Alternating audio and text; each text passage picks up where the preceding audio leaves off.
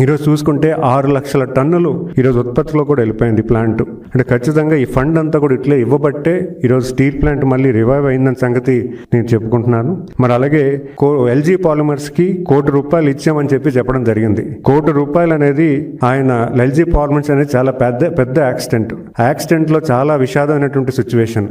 వచ్చినటువంటి ఎల్జీ పాలిమర్స్లో వచ్చినటువంటి గ్యాస్ వల్ల చాలా మంది ఇబ్బంది పడ్డారు. ఎన్నో కుటుంబాలు అనారోగ్య పాలయ్యారు. మరి అలాగే చనిపోయినటువంటి వ్యక్తుల్లో కూడా 12 మంది చనిపోయారు. ఎవరికి కూడా ఎటువంటి సాయం కూడా పూర్తి స్థాయిలో ఆయన ఇవ్వలేదని సంగతి కూడా నేను తెలియజేసుకుంటున్నాను. 12 మంది చనిపోయినటువంటి 12 మందిలో కూడా 3 మాత్రమే ఆయన ఆర్థికంగా ₹1,00,00,000 ఇచ్చారు. అది కూడా ప్రభుత్వం నుంచి ఇవ్వలేదు.